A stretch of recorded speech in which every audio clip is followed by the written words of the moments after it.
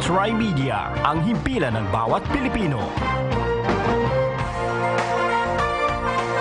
TriMedia, DZRJ, ang himpilan ng bawat Pilipino. It's here, the only radio talk show made specially for all workers of the call center industry. Call Center Radio.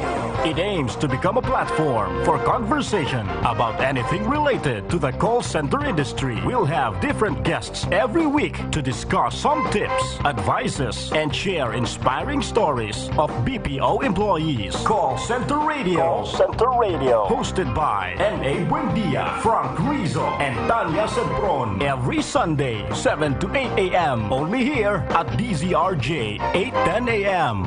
TriMedia, ang himpilan ng bawat Pilipino.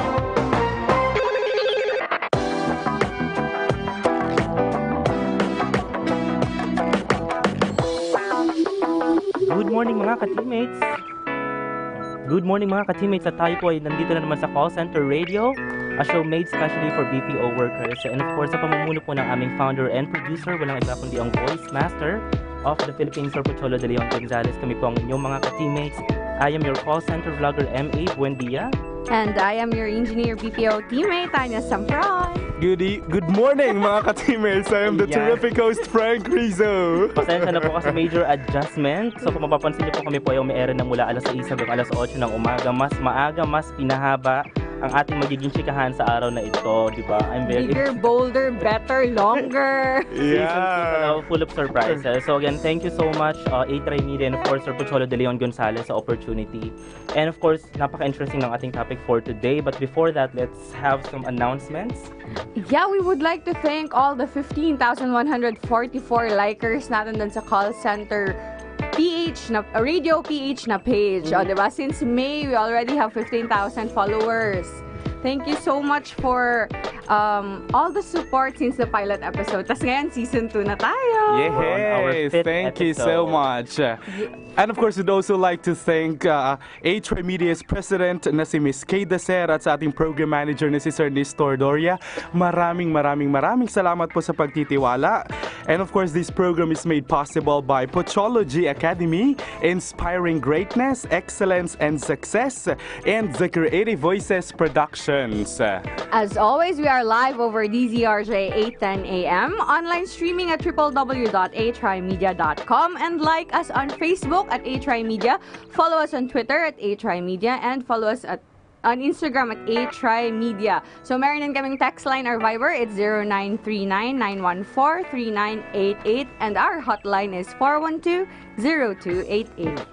Okay, so today sabi ko nga magkakaroon tayo ng very interesting topic. Ano tayo, most requested topic ko lagi sa Call Center Radio, Call Center Philippines, and mga pages ko like Tech Ninjas, and on my personal page, kasi marami nagtatanong paano po ba makapasa sa call center or paano po makapasok sa BPO industry. So marami tayong mga binibigay sa kanila, mga tips, mga advice, di ba? Pero ano ba yung common mistakes na ginagawa ng mga nag-a-apply? Kasi normally may mga narinig tayong kwento na 5 times na akong nare-reject, o kaya naman nag-apply na ako dito, ano ba yung ginagawa kong mali? Okay, so ngayon may mga kasama tayo sa booth na mga experts to, BPO leaders na mag-share ng kanilang tips. Normally sila yung mga nag-i-interview talaga. So it's better to get the tips from them, di ba? Yes. So who do we have in the booth today, Tanya? Sige, our first guest, she is the Regional Talent Acquisition Director over sourcing and recruiting for all Philippine sites at the Results companies.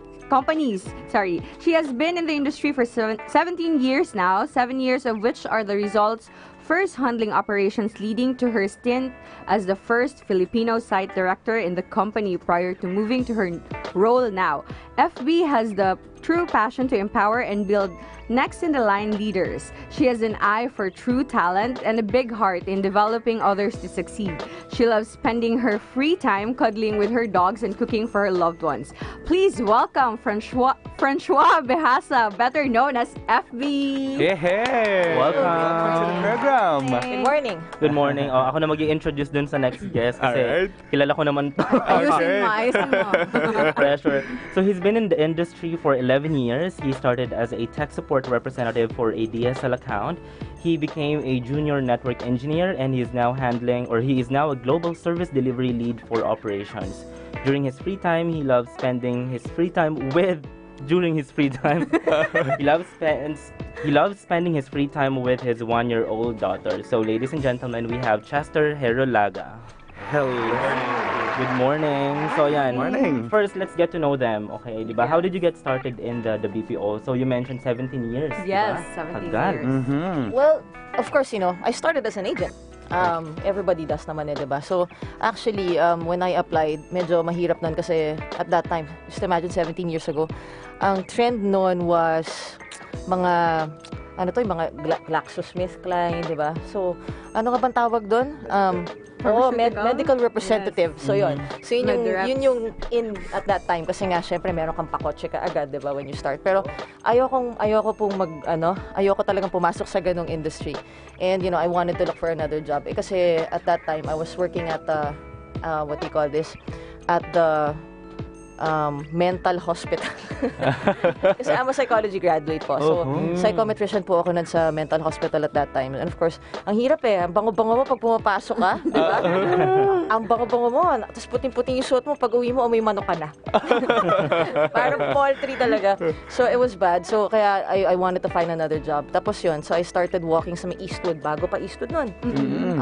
And yun, as in, from building to building, submit ka ng application. And then finally, I landed the job in a call center. At that time, it was called Global Stride. That was my first call center. So I was into sales. Oh. Tapos yun. So I rose from the ranks na. Actually, I moved to another call center. Tapos doon I started fresh. Kasi syempre, marami kang mistakes Diba? Yeah. When you start. You can never get it perfect the first time. Yeah. And of course, yung priorities mo pa. Diba? When you have the wrong priorities, of course, malilihis ka. Diba?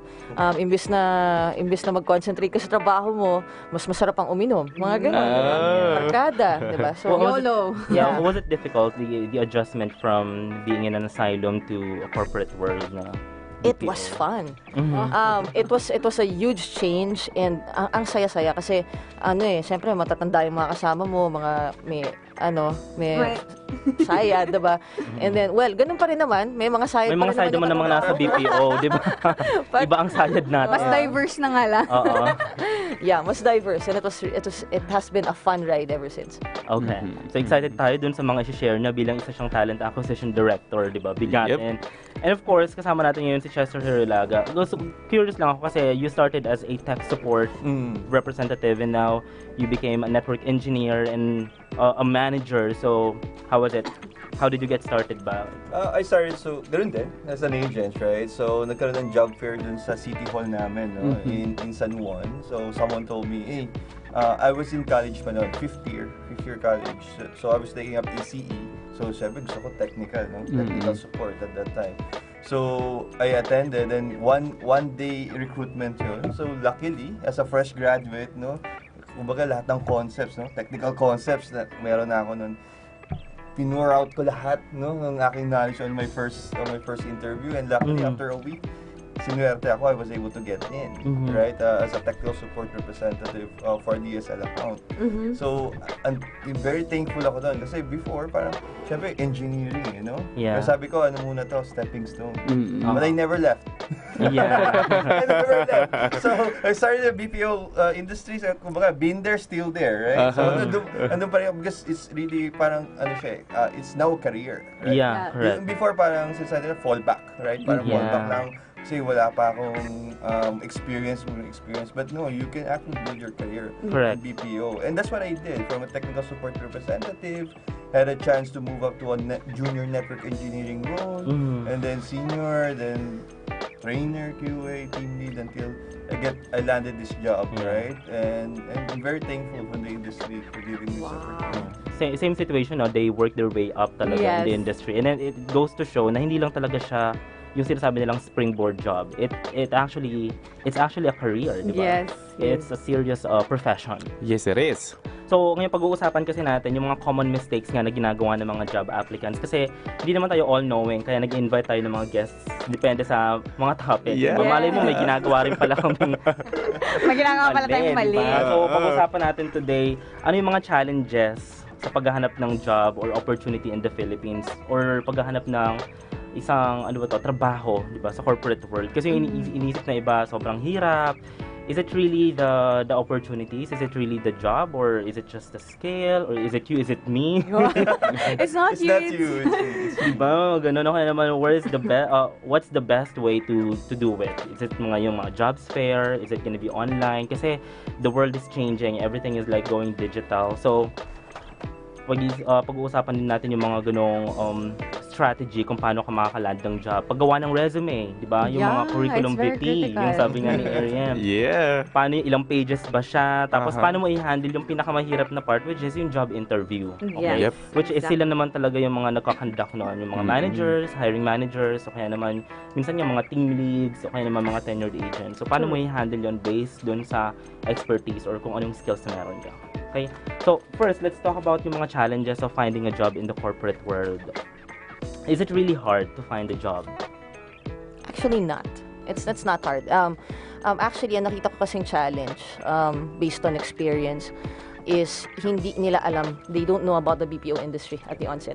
Like fresh from school, right? So we actually partnered with IBPAP, we talagang sinabi namin sa kanila to na I think we should better orient the academe on what the BPO industry is all about. Kasi ang impression lang nila is para tayong mga paniki, di ba? That's it. Yeah. Gising Zombies. sa gabi, tulog sa umaga. And so we had to change that perception. Yes. So, basically what we did, I've been doing this for about 3 to 4 years now, na nag-iimbita ako ng mga people from the academe, so, certain universities and colleges, and we take them on site tours. So, dinadala namin sila sa site namin, tapos pinapakita namin sa kanila yung end-to-end, like from yung life cycle ng agent natin. So from recruiting, going to grad school or yung nesting period, training pala, sorry. Training, and then nesting. going to their nesting, and then going to operations.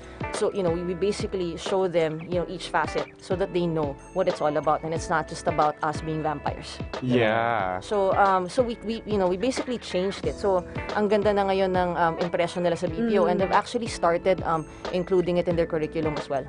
Na meron na tayong mga customer service na May mga courses na. courses, yeah. Perfect. And also, like now, I actually have a partnership with this particular university, so it's AMA. So it's to basically launch the Results University.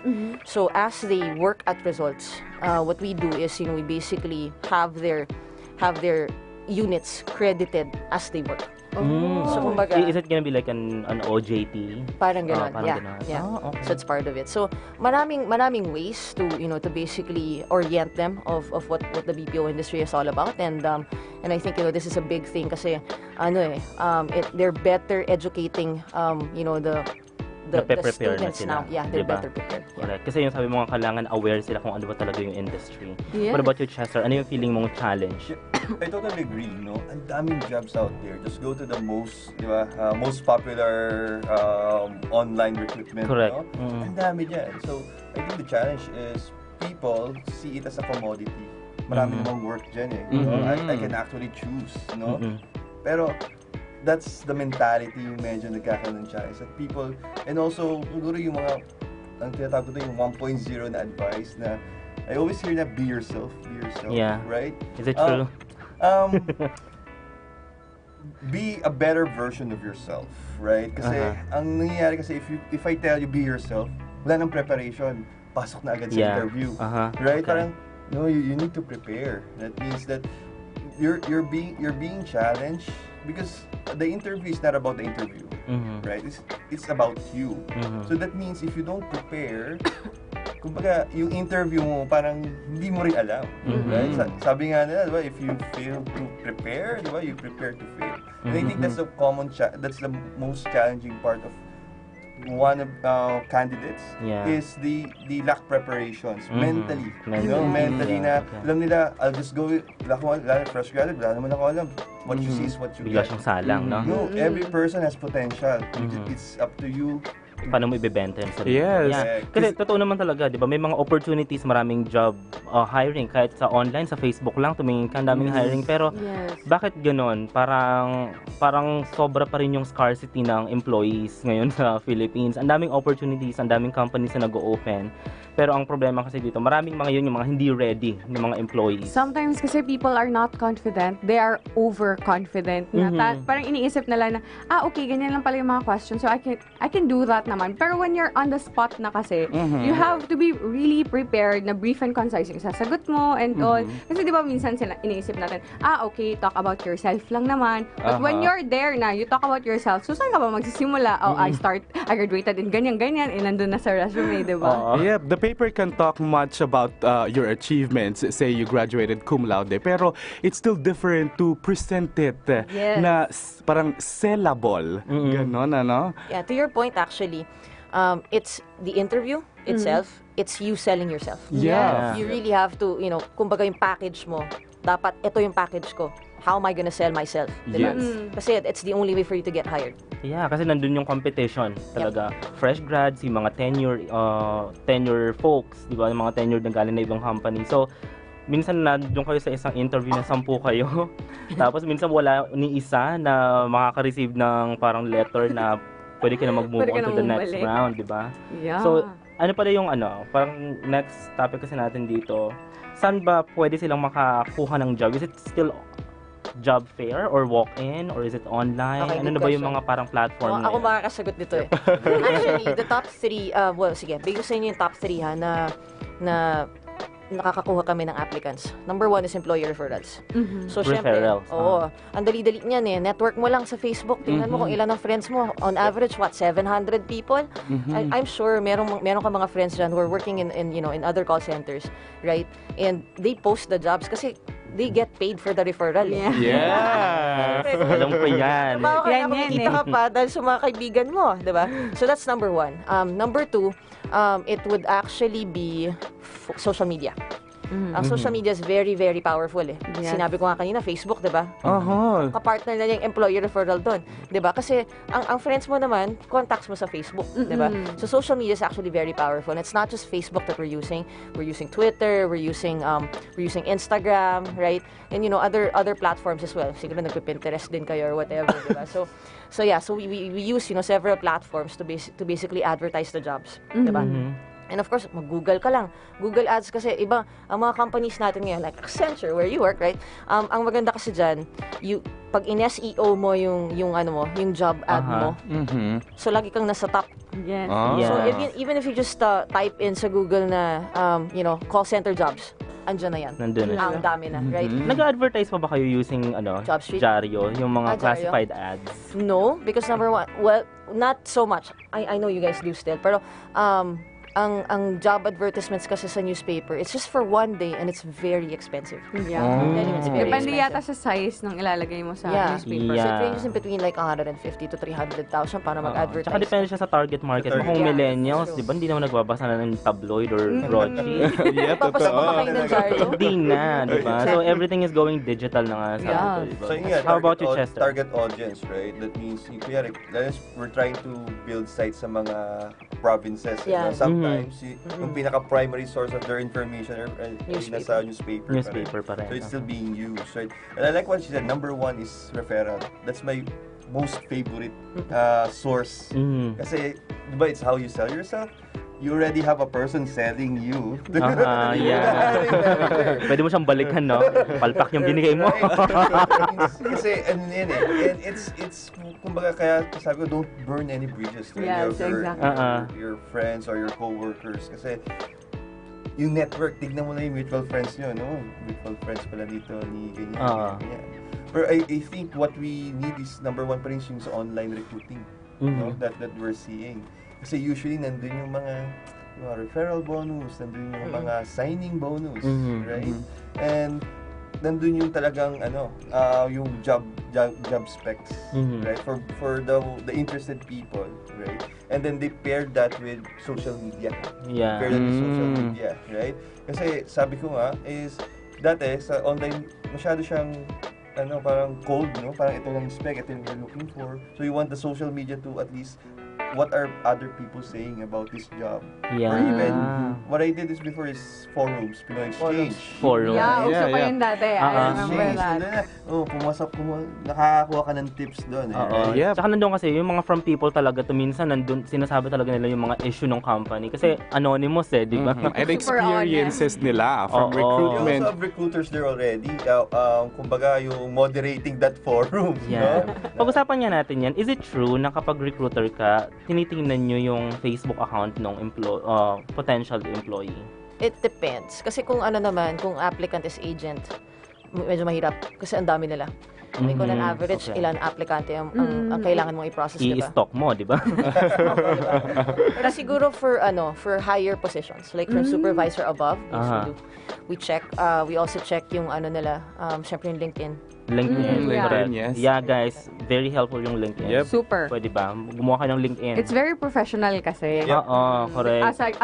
Si FB is kind of more of you outside the office. Correct. Si Yep. LinkedIn kasi is more of you as a professional. Nandun yan talaga yung mga legal names, nandun yung mga experiences, Yeah. certificates, Legal training, nandun talaga. Sa FB, di ba, binabaliktad yung parang ambulansya. Minsan ibang characters. Yeah, tsaka pag-usapan niya natin yun, pwede bang hindi ka ma-hire because may mga pictures ka na yung mga drunk photos mo, meron kang mga lewd, mga ganong vulgar words dun sa... Is it being considered? Kasi it's how you present yourself, 'di ba, to others. It actually is valuable. It Perception pa matters. din ng tao, lalo pag manager ka and then your posts are more on negative. Yeah. Oo. Yeah. So, sige, bigyan kita ng classic example. So, sabihin natin, there's this particular applicant. So, sabihin natin, for a higher level position, whether it be supervisor or manager. Tapos, sabihin natin na something came up, tapos hindi na pala pwede yung interviewer mo. Diba? So, hindi nag-miss yung interviewer mo na, sorry, kailangan natin i-reschedule kasi let's say merong client visit or whatever. So, the interviewer just got tied up with something, diba? So, kailangan i-reschedule. Tapos, eto ka na, biglang nirant mo sa Facebook. Yeah, oo. Maraming ganyan. And it's actually very powerful, lalo na yung ang daming connections eh. I mean, it's really a small world. Na biglang makita mo na lang pala yung final interviewer mo, may common friend kayo. Yeah. Yari ka, di ba? So if you see that, di ba? Tapos you're posting negative stuff na yung sisirain mo pa yung ibang Yung company. previous company, yeah. Oh, it's hard. So, syempre, di ba? If you see that, is that somebody who I would want to hire? Yes. Is that gusto ko bang kumbaga ma-taint yung culture na meron tayo na maganda ng negativity na ganito. Diba? I mean, it's something to think about. Yeah, sometimes people kasi they think that their rant is actually a reflection of dung nirarant nila. Well, in fact, it's a reflection of themselves. Yeah. Correct. Tsaka masyadong ina-abuse kasi yung freedom of expression. Yes. No? So, I suggest kung nag-a-apply pa lang kayo ngayon, di ba, check your newsfeed, yung mga pinagpo-post nyo nun. And then, i-private nyo yung mga pictures na dapat hindi makita. Kasi, what if you're almost there, di ba? Almost makuha mo na yung job offer and then, minsan may mga ganon na parang akala niya hired na siya and then bigla na lang may mangyayari. Does it really happen, Chester? Yung mga ganon na parang almost there na yung employee and then parang nag-decide na lang kayo na, wag na nga. I changed my mind. So far in my experience, di pa naman nangyari, right? Kasi ang namin is during the interview, it's not yet a standard, right? It's not yet a standard to look at the FB accounts, right? But magre-reflect naman yun sa interview. If this person has a tendency or whatever. That's why I like, again, I refer referrals, right? That I can vet people over there, right? In my experience, hindi pa naman siya nangyayari, pero I think but probably in the future kasi people are very outspoken in social media, you know. But yun nga, reminder to the people, no, that make sure na what you can't say sa face-to-face, don't do it in Facebook. Yeah, sometimes it's good then to think na if pag na-post mo yan at inisip mo na pag nakita ba to ng boss ko or nakita ng parents ko, magagalit ba sila? Or am I gonna be proud of it? Kasi if no yung answer dun, then don't post it. Or better yet, gawa ka na lang ng diary. Doon ka na mag-rant. Personal na lang. Yes. Pag-usapan mo yan. Friends mo yung mga team lead mo, mga supervisors. Ang awkward actually awkward sa office. When people rant because of office and then they're doing it during office hours. Parang, And call center groups pa. Oo, parang isip ko, prank ba sa akin to? Na someone is complaining in Facebook kasi people will be texting me. Jess, what happened? Why? What's wrong? Kasi someone said, huh? He's over there. Number one, it's working hours. Why were you able to post on Facebook, ano? O baka break? Pwede din. Is it a common practice na people would add their boss on Facebook? Should they add their boss, do you think? Or should a boss add their agents? Should? Or I mean, it's their prerogative, diba? Kasi there are a lot of people naman who they really just want their private lives to be correct, separate, diba? So meron talaga mga ganon. Pero meron din naman na yung tuwan-tuwa sila kasi lagi kayong may activities, may team building kayo or whatever na. Hindi mo siya matag. You want correct. diba? Hindi mo matag, yeah. Hindi baka naman kasi iba out of pressure lang. Lahat ng mga ka-teammates ko, friends sila ng team. Or kaya dapat i-add ko rin siya, mamaya hindi ako i-promote. Or may mga ganun kasi, diba? Yeah, rapport for rapport thing. Oo, sabi nila it's more about like a connection, diba? Yung personal outside work na connection kasi it's still it matters. So tatanong ko lang pala, yung mga interview questions, is it you deciding kung ano yung tatanong or is it like a standard ng company? May verbatim ba na binibigay? It depends.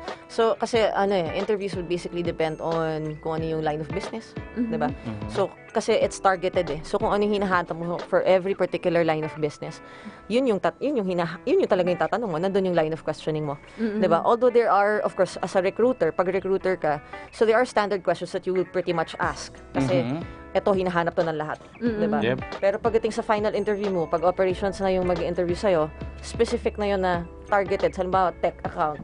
So dapat ito yung kailangan ko. Kumusta na kaya yung typing speed nito? Yeah. Diba? Kaya ba nito mag-multitask? So, these are stuff that, we basically look at. Kaya lang kasi it varies from LOB to LOB.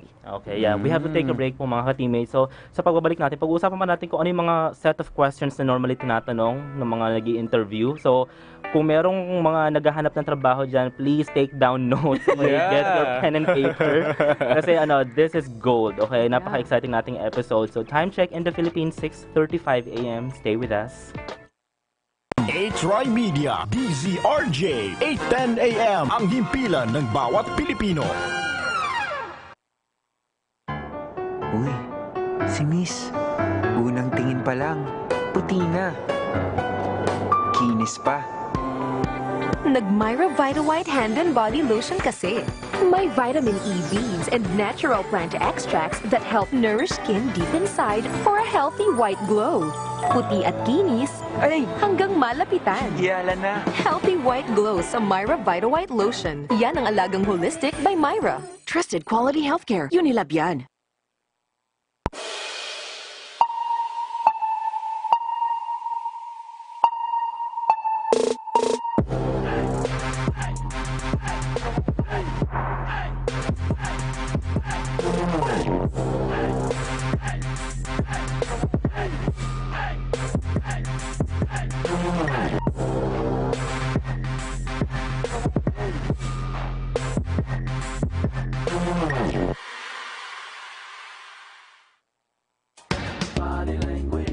Pampa-good vibes sa inyong Sabado ng umaga. Mga makabuluhang talakayan at kaalaman para sa ating mamamayan. Yan ang hatid sa inyo ni Miss Vivian Velez sa programang Double V. Si Miss Vivian Velez sa Double V. Tuwing Sabado alas 6:30 hanggang alas 8 ng umaga. Dito lamang sa DZRJ 8:10 a.m. TriMedia, ang himpilan ng bawat Pilipino. Mas masaya ang usapan kapag BFFs ang kakwentuhan. Tara na at pag-usapan ang mga kwentong patok sa ating mga BFFs, buhay, family, friends, at samut-sari pang iba. Sasamahan tayo ng mga bago nating BFFs na sina Christine Bersola Babaw, Ricon Leonardo. Narito na ang masayang kwentuhan tuwing Sabado, Usapang BFFs.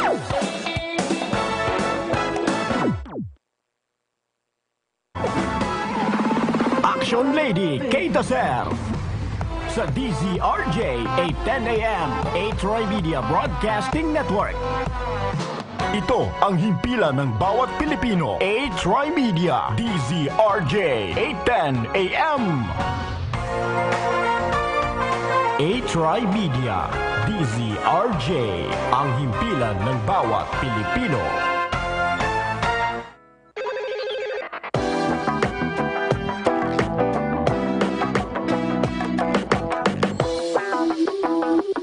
Welcome back to Call Center Radio mga ka-teammates. At pinag-uusapan pa rin po natin common mistakes job applicants make. Kasama natin in the booth, we have Francois Behasa and Chester Herolaga. So going back to the question, Chester, ano yung mga questions na normally tinatanong mo? Ano yung percentage no na more on professional and then yung personal? Kasi di ba you ask personal or tricky questions din? Yep. So, primarily, syempre, dapat professional majority. But it really depends on the conversation, right? But it's usually that but mga 70 to 30. Kasi yung personal, it really helps to calm the nerves. Right? Kasi pag puro lalo na ako, technical, di ba? Puro technical, parang hindi na umingay ngayon. Back off na. No, overwhelmed. Kaya, i-ano mo na sa personal, para at least para mabalik siya sa, okay, makakompose Medyo siya. comfortable siya with you. Kaya ako yung cliche, yung what are your hobbies? Kasi people are more comfortable talking about their hobbies. Yeah. Mas magiging outspoken sila, right? But ako siguro puro cliche ako just kasi my point is if people prepare, I expect a good answer for these questions. Like, tell me about yourself. Yeah. What's your expectation dun sa tanong niyo? Kasi lagi siyang tinatanong and then isa yun sa pinaka mahirap sagutin para sa kanila. Yung tell me about yourself. What's the best answer for that question? Of course, yourself, no? Yan na hindi nakalagay sa resume? Or It's yung between the lines. No? Ang common mistake kasi is you basically recite what's on your resume. Yeah. This is wrong, right? That's But you what should they're put doing. some story behind 11 years in BPO, right? And then what did you do for the past 11 years? What roles did you use? What roles were your responsibilities? Para hindi lang 11 years in industry. Vague. Ganyan. Parang for me, I read that. Right? Correct. But yung story behind it. And what I like about the tell me about yourself is I let the interviewee set the pace. Yep. Yun yung gusto ko, parang mas komportable ba? Kasi it's a two-way street during interviews. You're not here to impress me. You're here to make an impression. And in order for you to do that, you need to be comfortable. Yeah. Right? And hopefully, talking about yourself, you're comfortable. You know? So that's my goal. And then technical na. Boom, boom, boom, boom. Yeah. How about you? Ano yung feeling mong issue nila kapag sinasagot nila yung interview question na yun? Yung first question pa lang, tell me something about yourself. Actually, pag tinatanong ko yung question na yan, it's not tell me something about yourself. It's tell me something about yourself that's not in your resume. Specific ka na. Diba? Kasi surely, I mean, yung resume mo, ang buhay mo, it's not 2 pages. Yep. Diba? Ang dami mong pwedeng sabihin about yourself eh. Kasi what I would try to get is really the spontaneity. And of course, yung para maging relaxed siya. To be comfortable sharing stuff with you. Kasi lalo na pag nag-interview pa ako, nakasuit ako. Siyempre, di ba nakakatakot? Overwhelming.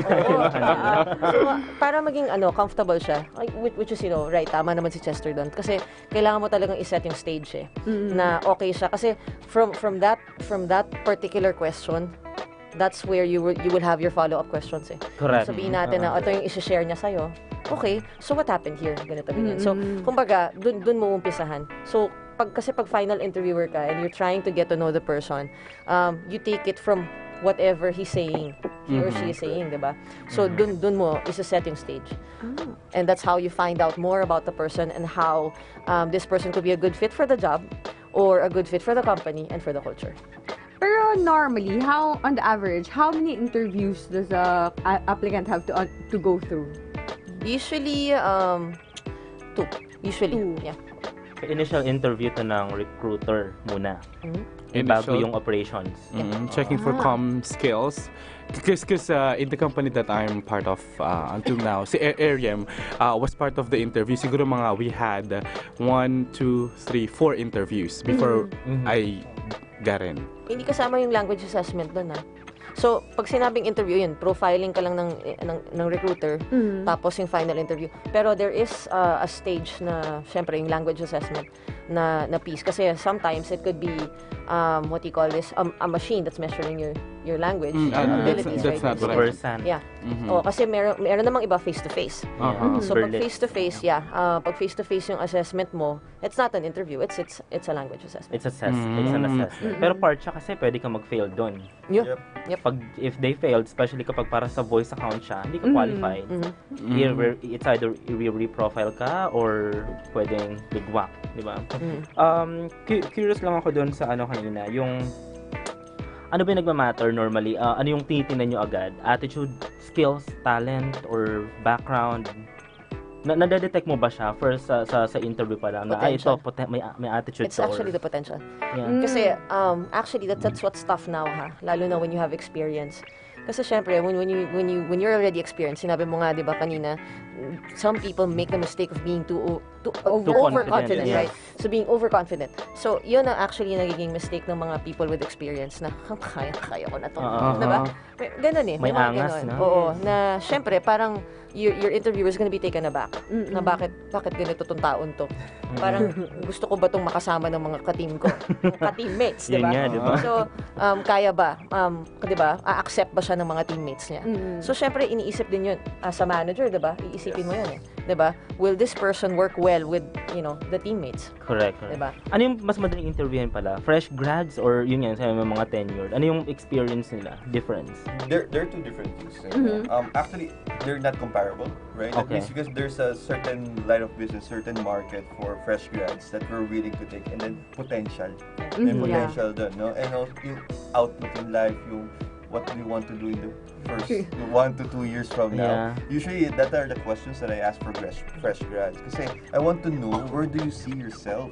Na, parang yung stepping stone ba to? Or just 3 months ka lang ba? 6 months ka lang ba? And then parang we want to see the continuity. Kasi there's a career waiting for you on the other side. I want to know if you're ready for that, right? For experience naman, ang expectation doon is yung not mastery, pero yung understanding of your current job. Right? And common mistake na nakikita ko, masyado silang focus dun sa job na ina-applyan nila. Which usually is a higher position or higher. Pero when you talk about, so what do you do? Hindi nila ma-articulate ng mabuti yung current job nila. Yeah, okay. Right? Parang, in my mind, ba't ka nag-a-apply for a higher post or even but on your current job, you're struggling to even tell me. Yeah. Even tell me na, what do you do? What are your metrics? No, parang ang dating is pumapasok, parang gano'n. That brings the character, no? And right now, especially when we ramp, ito rin yung common mistakes, although we were already talking about common mistakes, is, kaya kayo, ka-teammates, no? 10 kayo, no, sa account nyo. Yung isa nag-apply. Or dalawa nag-apply. Natanggap. Tingin na isa, parang naman kung ginagawa dito. Diba? I can go there and then I will ace this interview. And then that person will not be accepted. What went wrong is, again, the individual character. So that's why we do interviews.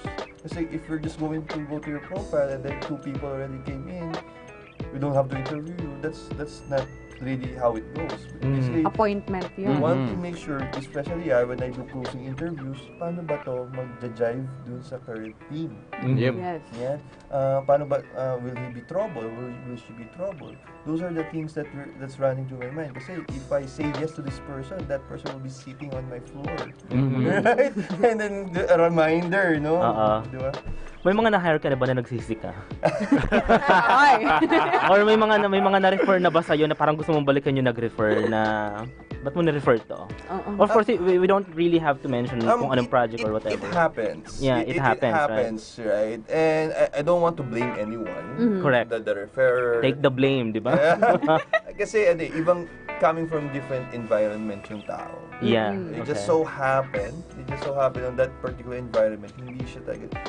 Even kung alam ko na hindi nag-jive diba? And usually, when that happens, I try to do coaching as well. Kasi syempre ako rin din, diba? I have to be accountable. Correct. That I said yes to this person. Pero, blaming is not really, kumbaga learning. Learning. Yeah. Learning yung baka may kulang ako sa questionnaire ko. Yeah. I have to put in. Correct. Yung kasi environmental fit lang no? Na I hired this person, okay siya during interview, pero nung pagdating niya sa floor, parang nahihirapan siya mag-drive sa team. Parang, I'm going to refer, what happened? Is he like this talaga? Hindi naman ganyan siya before. So, let's talk about, parang gano'n. Doon na papasok yung intervention on training, o kaya naman reprofiling, maybe, di ba? Yep. And there's also a matter of skill and will issue. Are you guys familiar with that? Skill and will, yeah. Tsaka yung sinasabi nga kanina, Chester, yung tinitingnan nyo yung passion ng tao, especially kapag fresh grad na, di ba? May kita mo kung pwede ba itong magtagal kasi nandun yung loyalty di ba? Isa yun sa mahalaga. Speaking of loyalty, paano kapag yung experience na nag-a-apply, nakita nyo dun may mga gap? Doon, for example, 2 years kang tumambay. Kasi yun yung mga problema ng mga nagme-message sa akin. Paano ko po i-handle tong question na to na 2 years ako na walang work o kaya naman hopper ako, 6 months lang yung tinatagal ko. How would you handle that question from an interviewer na parang pwede kang magbago? Parang yun yung gusto mo sabihin na no, serious na ako ngayon. May mga na-experience ka na ganyan. Of course, yeah.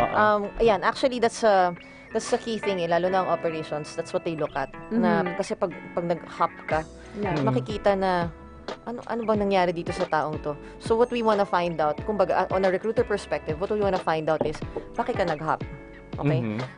Is it because you were not provided with the proper development? Were you not provided with the proper training, 'di ba? To be able to succeed. Kasi baka mamaya yung miss nandun sa these particular departments, hindi naman pala siya. Pero ang titingnan mo pa rin kasi talaga, I mean, 'di ba? Kung as a recruiter yun yung hahanapin mo na okay, nag-hop to kasi nga baka hindi siya na-develop ng maayos, 'di ba? And it's up to the recruiter to basically explain that to the final interviewer.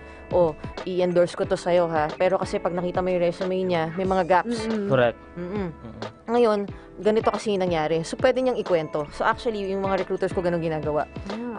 They still find something good in that person. Benefit of the doubt. Kasi ang trabaho ng every recruiter is to help a person find a job.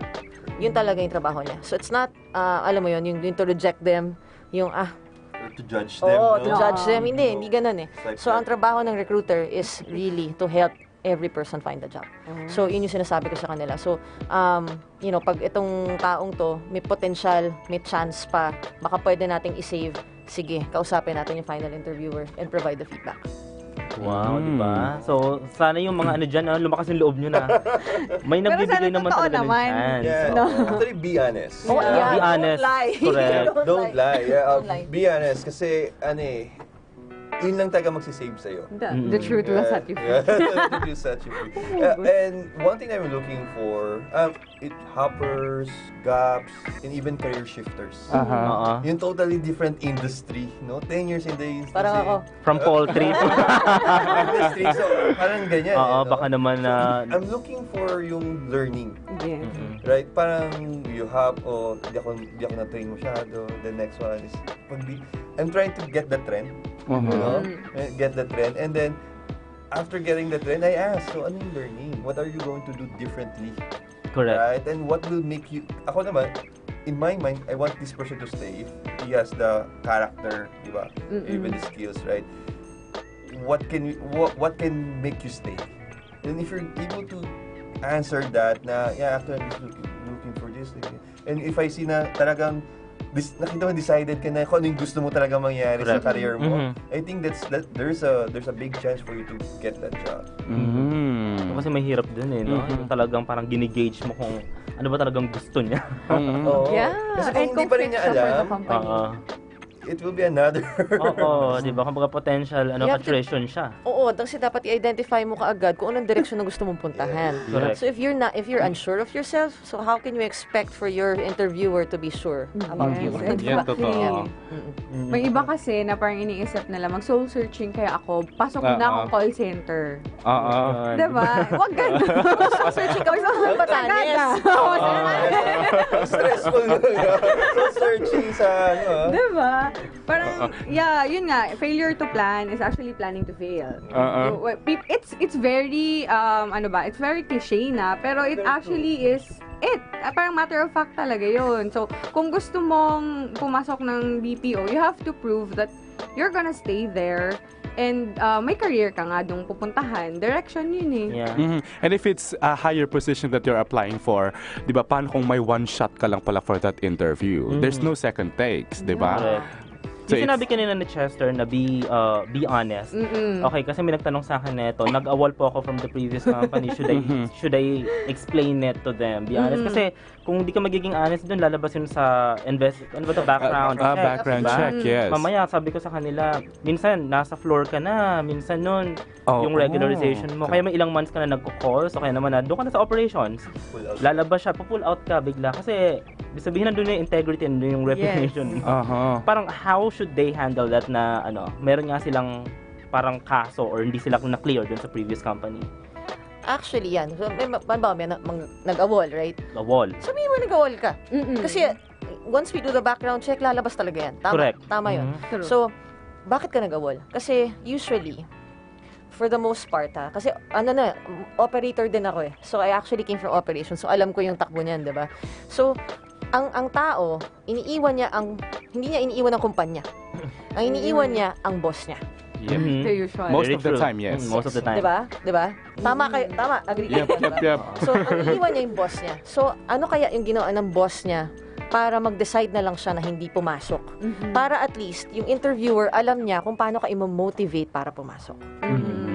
So, pwede naman talaga na, hindi man talaga parang bad na agad yung reputation ng tao sa inyo na parang, baka mag-awalan din. Pero paano kung series ng awol? From one company to another, awol lahat. Copper na, awol na. Diba? Behavior na yan. Yeah, behavior na. So, background Relation check, bottom line, background check is for real. Hindi po ito parang CCTV na, ay, hindi naman yan gumagana, hindi naman yan ginagawa, so wag na lang din. So, it's really something that the company also invest in. Yep. Minsan mga third party pa yung gumagawa. Usually, it's a contractual obligation as a company to our clients, right? That these people are vetted, right? That these people don't have any records na dubious, right? To make sure that they are, good citizens, law-abiding citizens, right? It's very important. And for me, hopefully, it only happens once. No? It only happens once. Because, again, things happen, right? Yep. But you need to be honest in that. And like, if you can, I don't know, I haven't done any AWOL naman. If you can close it with a previous company or whatever. Balikan mo, no? Like, formal para lang at least ma-close mo na yan ng chapter ng buhay mo so you can move on. Exit gracefully. Yes. Correct. That's talaga the bottom line. Ito, let's talk about the bond, training bond. Kasi laging concerned yung mga tao na pag hindi ko natapos yung contract, talaga bang hinahabol ng company yung mga employees na hindi nila na-accomplish. Kung di ba may contract kasi yun, na kailangan you have to stay with the company for like 2 years or 1 year or else you have to pay a certain amount. Is it true? Konting companies lang meron yan ng training bond. It's not a trend anymore. For the most part, magbibigay ka ng bond. Ngayon ang nangyayari ngayon, magbibigay kami ng bond pag pinadala ka sa ibang bansa. Okay. Yan. So if pag nag-invest ang company doon at sabihin natin they have to stay for a couple of years or maybe a year para yung ROI nga ng company, 'di ba? Kasi you're sent for training outside of the Philippines, tapos pagbalik mo bigla kang aalis. Correct. Kasi meron ka ng visa. Huwag ganun. Nakakabuwis. Parang you just made yourself ready for the next job in another company. Correct. And the company who sent you abroad didn't really benefit. So nag-invest yung company sa'yo, so at the same time, diba, mag-invest ka rin sa company. And if your question was kung hinahabol ng company talaga? Nahabol ba? Yep. And it's written black and white. Yes. It's a contract, right? That means that's a breach of contract, no? On your side. You don't want to do that. Correct. Hindi pag may mga nagtatanong din sa akin, bakit po ganito? Ba't nililipat na po kami ng ibang site? It's in your contract. Okay? Ba't po nililipat kami ng ibang shift? Ba't po dati morning kami? It's in your contract. Read your contract bago mo pirmahan. Kasi sa job offer, nakalagay doon na amenable ka na malipat ng location, depende sa business needs ng shift. You check what you signed up for. Yeah, it's your responsibility because you signed up for it. Tsaka, hahabulin ka talaga nun. yun yung mahirap pag verbal lang na pag sinabihan ka lang kasi wala kang proof. But everything is black and white. Yeah. Especially mahaba yung mga contract, but you're gonna stay there for long, you read it talaga. And for one, with what you have mentioned na yung sa shift, basic expectation, BPO is a fast-paced environment. So we really pwede ngayon, nasa pang-umagang shift ka, bukas nga lang, nasa pang-mid-shift ka na, the other day, nasa pang-gabi ka na. Yeah. Diba? And location-wise, you can be transferred from one location to another. Yun yung sinasabi kanina ni FB na yung especially kung galing ka sa ibang industry na wala kang idea na ganun ka-dynamic yung culture, yung lifestyle, or yung buhay sa loob ng BPO, ma-overwhelm ka talaga na at ganito pa-iba-iba kami ng team. At ganito 6 months pa lang siya, promote pa siya. Yung ibang mga ganun kasi sanay tayo dun sa traditional na kailangan ganito muna. Kailangan 11 years na ako dito, morning lang talaga. Wala pa natin kasi maraming interested na mag-apply. Pero ang ticket nila kasi para ma-invite sa isang interview ay isang magandang bonggang-bonggang resume. Diba? Sabi nyo nga, gumawa kayo ng LinkedIn account and then yung CV. Or iba may mga cover letter pa. Uso pa ba yun? Cover letter. Diba? Pero Actually, yung resume hindi na rin uso eh. Sa totoo lang. Kasi everything's online now. So how you just send apply? Meron ng online application. So, for the most part, lahat ng BPOs meron yan eh. Kayo, gumagamit ng Taleo. Tama ba ko? So, diba? So, meron tayong mga applicant tracking systems ngayon na lahat online na. So, from your online application, dun mo na i-enter lahat. Kung ano yung nasa resume mo, yun din yung ilalagay mo dun eh. And then after that, meron kayong online assessment. Tapos, meron kayong language assessment. Interview with the recruiter, tas final interview. So, everything's online. Actually, hindi na nga uso yung resume. Pero, in as far as the resume is concerned, hindi actually impressive pag sobrang daming pages. Ilang pages ba dapat? Actually, basta i-highlight mo lang kung ano yung key things yung key achievements mo. And of course, kung saan companies, makita mo lang yung tenure sa companies, tas yung key achievements mo lang. Key achievements. A page or two, probably. Right? Maximum of 2. Yeah, maximum. Kasi think of it like a Google search page. Yeah. No?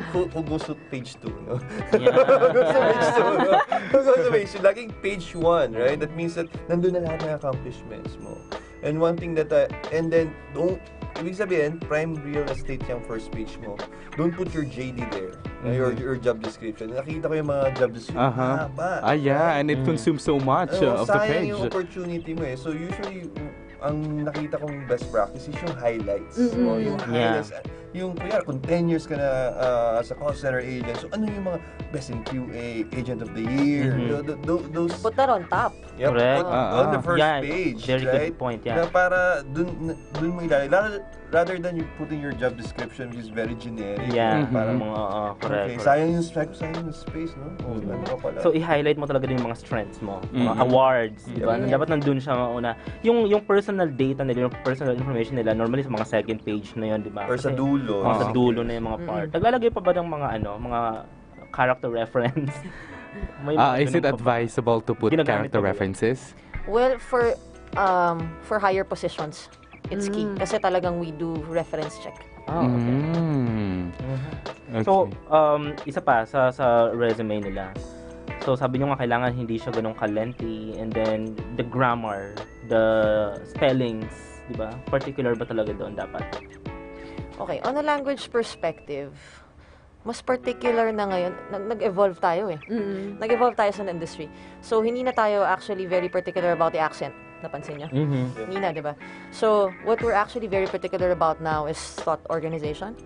So, it's really how you gather your thoughts in order to be able to address whatever or resolve, customer's issue. Ganun na eh. Kasi titingnan mo, okay, nakikinig ba ng maayos to? Yeah. Diba? Yun lang. So, meron kang active listening and then you're able to articulate kung paano mo isosolve yung problema. Tapos. So, we were not really particular about the grammar now. We're not particular about the accent as in no more Never talaga.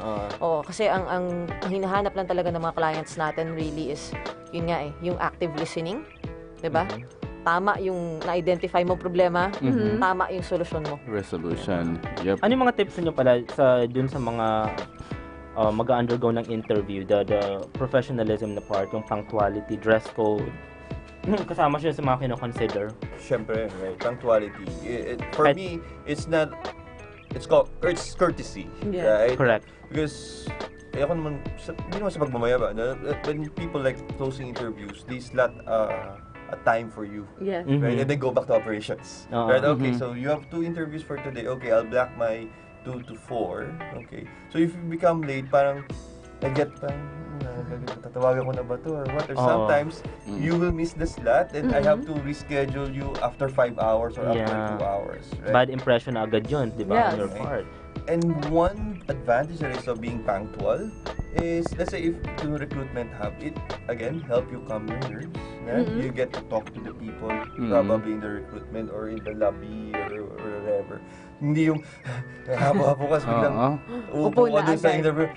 Hindi mo pa na-compose. Correct. Hindi ka muna nakapag-ready. Yung thought process mo, wala dun sa interview. Is yung biyahe mo na kung gaano ka-traffic, hindi ka focus during the interview, it will show. Na parang hindi ka pa, kaya minsan okay, calm down, okay. Get some water, ganyan. Compose yourself. It's precious time between me and the interviewee. I want every interaction that I have to be successful as well. Yeah. Kasi ako rin, parang pag may nata-turn down ako, parang sayang. Sayang naman, di ba? Siyempre gusto ko 100% lagi na hit rate, na whoever I interview, I get to hire that person. In reality, may hirap na. Di ba? Pero yung sa mga interviewees, no, don't look at the interviewers as like parang judge, no, na no. Yeah. No, yes, no. We're there to help you out as well, to bring the potential, no? And in order for us to match what we're looking for with you. Kasi in my experience interviewing people, hindi naman laging exact match eh.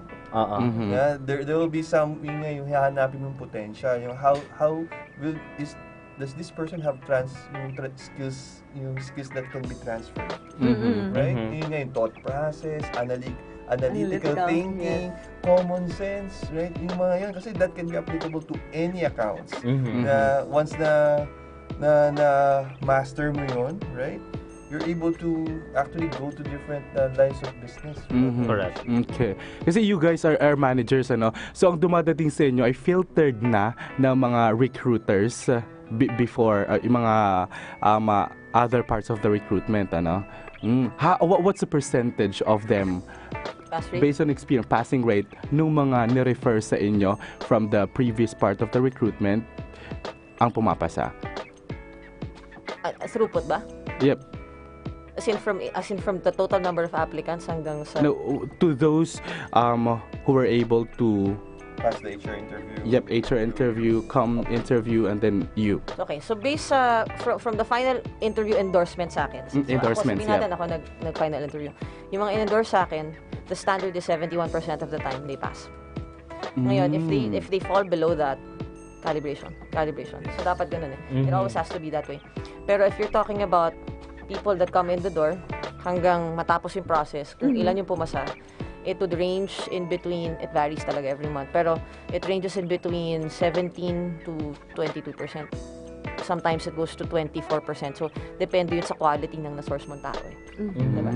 So, it's really dependent on that. So, kung sabihin natin Q4, grabe kang maghabol na ng sourcing may quota kayo? Oo, bibigay na lang sa'yo, God-fearing. Diba? Good.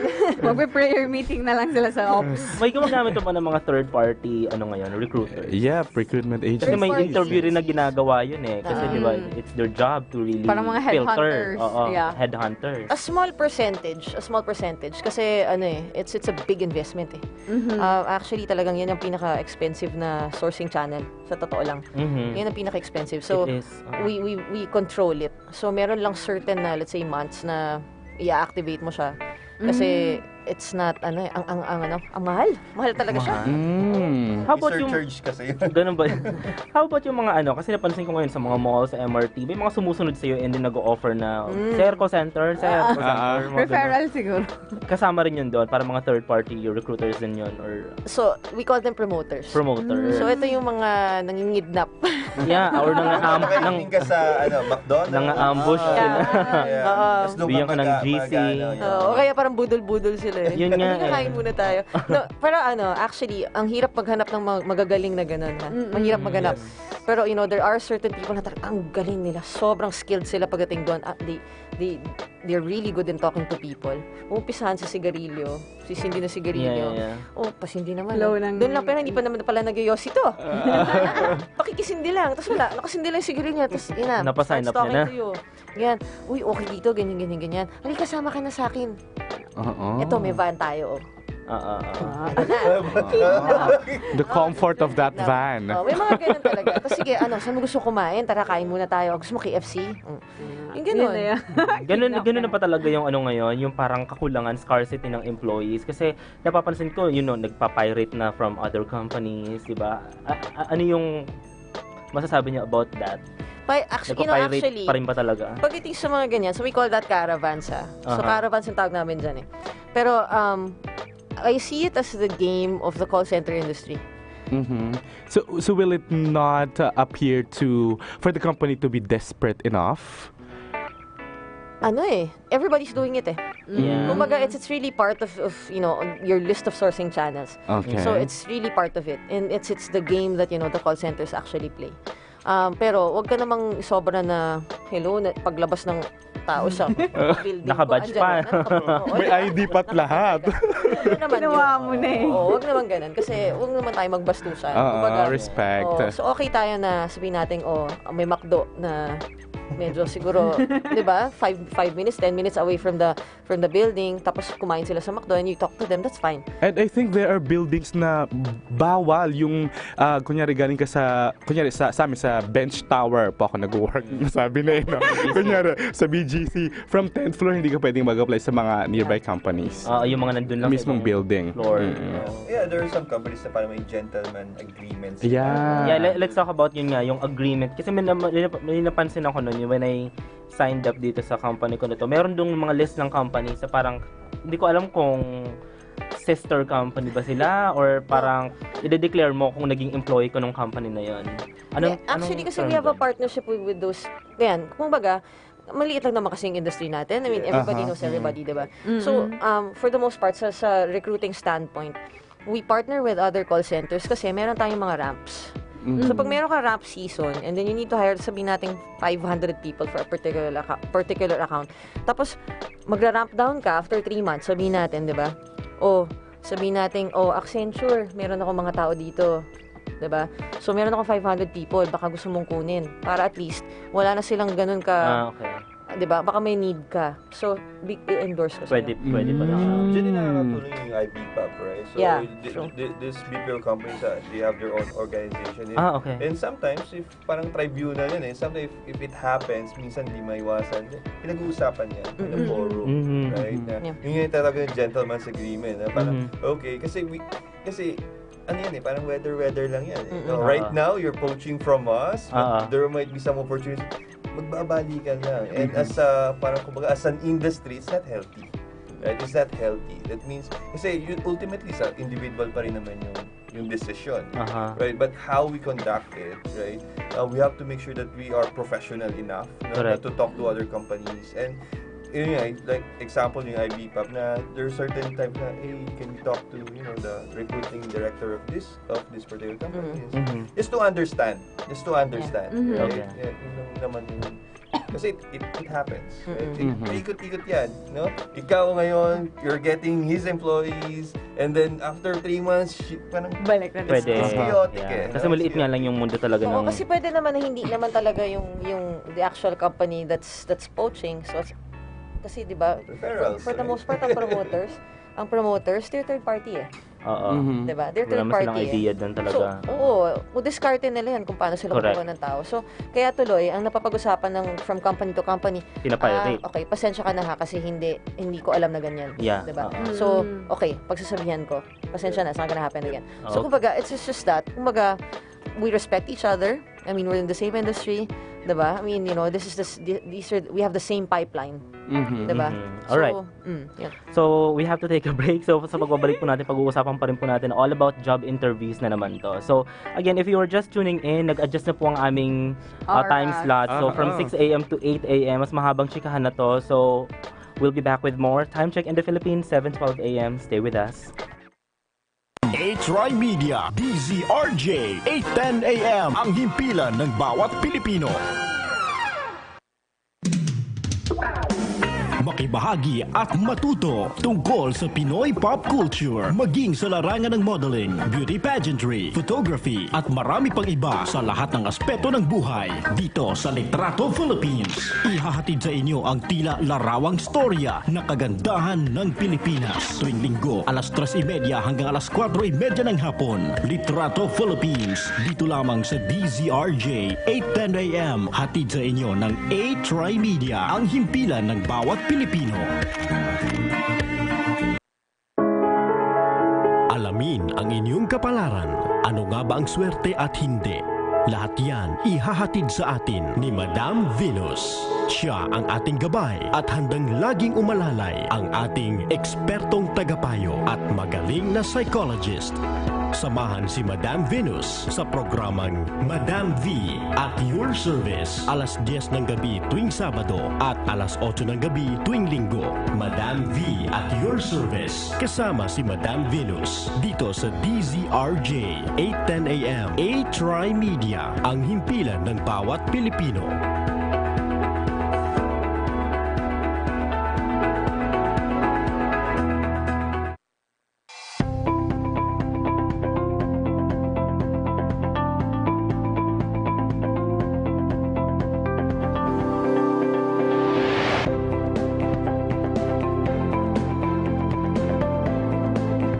Deliver. Stand out and be the best with 8triMedia Pro Incorporated.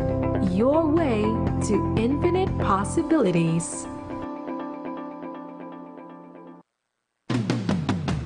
Makibahagi sa bawat talakayan. Ihayag ang inyong reaksyon sa mga programa ng TriMedia sa aming mga social media accounts.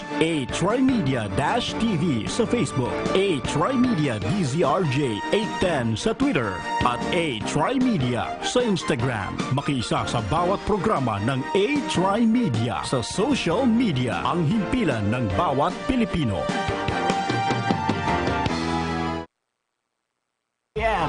TriMedia Broadcasting Network. Ito ang himpilan ng bawat Pilipino. TriMedia DZRJ 810 AM. TriMedia DZRJ, ang himpilan ng bawat Pilipino.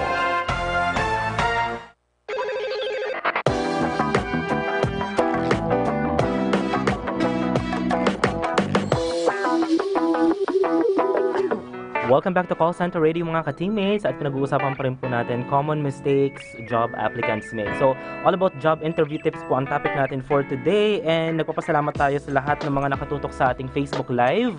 Since 6 a.m. Correct, 6 a.m. to 8 a.m. na po kami ngayon, 2 hours. So, kung may mga questions kayo dito sa ating mga recruiters or dito sa ating mga managers in the booth, please go ahead and comment below, and please share it to your friends, okay? To give value naman dun sa, para at least aware sila kung ano yung mga job interview tips. Yep, and we'd also like to say hi not just to our avid listeners here in Metro and Mega Manila, but also to our listeners sa DYME Masbate, 107.1 Power FM Puerto Princesa, Palawan, and 97.1 Wow FM Rojas, Northern Palawan. Hello guys! Hello. So, online ngayon sila Chain San Luis, Jet Ramos, JM Jasmine, Reyna Deliton Medina, Cool Boss FB, Mimi Enrique, sabi ni Donna Rodriguez yon.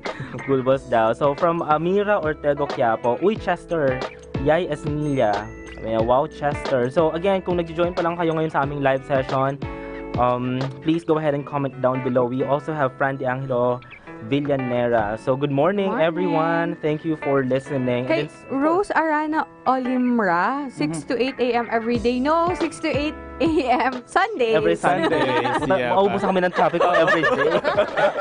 Baka showbiz na yung pag-usapan namin. Pa-call monitoring na, no? Oo, yun nga. Actually, may mga text line kami. So, kung may mga concerns kayo. Pero, pinakamadali, mag-comment lang kayo below, or merong sa Raha account, yung Call if you Center wanted Philippines. anonymous, Kung gusto mong anonymous, may mga nagtatanong sa amin doon na something na hindi mo pwedeng i-reveal kung ano yung identity mo. So magkakaroon din po ng ganun yung call center radio. So next week, let's try to read some comments there or yung mga messages nila na pwede nating masagot. Yeah, and you can come visit our booth naman. We also have live audience here. Open na din kami. So if you're active enough to wake up mga 5:45. Yes, we are open. 5:45, you should be here already kasi 6 we start na eh. Do let us know dun sa call center radio page and then we'll give you the address so that mag-meet and greet tayo here and you can actually see what's going on inside the booth and off-cam din. Diba? Exciting. So ayun, going back to our topic, pinag-uusapan pa rin po natin yung mga job interview tips, yung mga common issues ng piniface ng ating mga applicants. Okay? Kasi pinag-usapan nga natin mga common mistakes. Ano yung pinakamalaking parang almost there na sana pero dahil dun sa sinabi niya or dahil dun sa ginawa niya or dahil dun sa merong kang nakita na issue, pwedeng maging grave yun or pwedeng maging issue yan na hindi siya ma-hire. Almost there. Ano yung pinaka parang, is it like the background or attitude? Or most sensitive part of the interview na parang ito, pag di niya nasagot to ng tama, most likely. Normally, nandun yun sa mga technical questions. Kasi, like, usually ganyan eh. Either sa technical questions, pag sales ang pinapasukan mo. Correct. Na parang, may kulang eh. Hindi eh. Kasi parang pag may nakita ka na baka hindi siya maging successful kasi hindi ko makita to. Hindi ko to makuha sa kanya. I can't get it out from this person. Sabi kong ganyan. So, pag ganyan naman kasi, I do provide the feedback sa recruiter na talagang hindi kakayanin. Endorse mo na lang dito kasi hindi to kaya dito. Dito mo ilagay. Pero may chance pa din sila to go to other departments. Ganun naman talaga eh. Kaya right now, yung common misconception na will call you, no? Parang hindi ka tanggap. No, it's not that. Meron na tayong recruitment process, no? Okay. Kasi before kasi usually mga may-ari ng kumpanya yung nag-interview kapag sinabi na we'll call you, wala na. I will call you. But we have a lot of openings, no? In the industry that you might not be fit for a technical, you might be a good fit for sales, right? Or for other accounts that we might be looking for. That's why I always say na recruitment will get in touch with you. So it's either you go ahead to the next stage or we have another opportunity that you might be fit, right? Pero hindi na nga totoo yun na pag sinabi na we'll call you, na hindi tatawag, na reject ka. Kasi we provide the feedback. Pag na-reject ka, we'll tell you. Okay. Yeah, that was supposed to be my next question. With the number of applicants that you have, month on month, do you really personally like tell them or yung recruitment personally? Personally tell them what needs to be improved? Yes. It has to be stated personally kasi we don't want to mislead. We don't want to waste time. On the part of the applicant, on our part as well, na okay, ito yung mga kailangan mong i-work on, ito yung opportunities mo. You can reapply after 3 months. And I think it will still go to the fact that your job is to really help somebody land a job. Kasi with that feedback, he can improve. So, ganoon na pala ngayon. Talagang sasabihin mo na kung this is something that you have to work on. Yep. Okay, pero this is does something it work ba na, diba, we'll call you back, pero in a week or 2, hindi pa sila tinatawagan. Is it okay to like follow up? Na, yes. It's the recruiter's, it's the recruiter's job, right? To make sure na yung may closure or may ganito. Or, may closure. May mga nag-ano sa akin, hindi na po ako tinawagan. Mag-a-apply na ba ako sa ibang company? Hindi nila alam kung paano sila makaka-move on. It's okay to follow up. Yep. It's part of their process, right? That means, kumbaga closure yun, it's part of their culture. Now we don't drop people na just hindi siya symmetric din nila yun no? Kasi that person might be a good fit for another one, so you want to keep an open communication with that person. And then usually a reject letter na ang nakalagay lang naman doon na for this particular job hindi ka fit pero I'm helping you out kung saan man, right? That means you need to have, usually you have your cell phone number of your recruiter you can ask them you can Viber them if you want, and they're professional enough to give you feedback because as interviewers, what we do is we write recommendations as well. Right? Write recommendation is again to give feedback to the person and also calibrate with our recruitment team. Right? That para alam na nila, para pagbalik ulit, calibrated na yung recruitment team. If ever that person gets endorsed to another account, and it happens a lot. There are people that I recommended to another project or another account. So makita ko nasa ibang floor. Di ba? At least parang ano pa rin, hindi na sayang, di ba, yung effort kasi malaking investment yun yung pag-announce mo lang sa Facebook and all that. And then tapos may mga promos pa, like may mga signing bonus. Meron ako, I'm working with this home-based company right now. They actually invest money dun sa mga influencers talaga na makakatulong dun sa kanilang, kasi kailangan nga nilang tao. May maraming project pero hindi mag-ooperate yun kung walang taong di ba? Walang uupo. Yes. So sayang yung job na yun or sayang yung potential client ng BPO company. Di ba? Pag-usapan natin, meron ka ba mga unforgettable scenarios? Unforgettable moment, memorable or parang bloopers sa pag mga ini-interview. So, actually, sige. Sana wag na nilang gawin, wag na nilang tularan. Sige. Siguro, kasi itong particular program na to, sales siya. Okay. Tapos ako yung inassign na mag final interview. Okay. Although hindi ko na talaga trabaho 'yun, 'di ba? Pero kasi since I have the sales experience, so ako yung inassign na mag-interview. Sige, okay. So ito yung recently lang to eh. So sabi ko, una, bebenta niya sa akin cellphone niya. Okay? Kasi alam mo na yung cellphone mo eh. So alam mo na features niya, 'di ba? I mean, if you've had it for at least 3 months, you'd know how to sell your phone. 'Di ba? So ang dali, 'di ba? So pinapabenta ko sa kanya yung phone niya. Hindi. Sumoblay. So sabi ko, sige, bigyan natin ng chance. Baka pwede pa to, baka pwede pa. Okay. Sige. What do you have with you now that's valuable that you think you can sell to me? Let's do it one more time. Let's try again. Diba? So bigyan kita ng isa pang chance. Let's try again. Huwag ka naman magbenta. So the question is, what did he or she sell? Oo, something valuable sa sarili niya. Very memorable to. A moment of silence, please. Yung underwear. Did she pass or did he pass? Yun na lang nga yung valuable eh. So, how would you handle that question? What's the best way to really, like, may mga ganun yung sample, like, how would you sell second-hand toothbrush? Wait lang, I have a question din. How was your reaction? Did you laugh or did you manage to compose yourself? No. I had to remain composed. I would after. Tapos niya talaga, oh my God. Kasi tawa na lang talaga ako natawa. Hindi ko talaga kinaya. Pero hinintay ko naman talaga matapos yung interview hanggang makalabas na siya. So, but yeah, don't do that. Kasi isipin mo number one, anong isipin ko? Baka may potential kang mag-sexual harassment.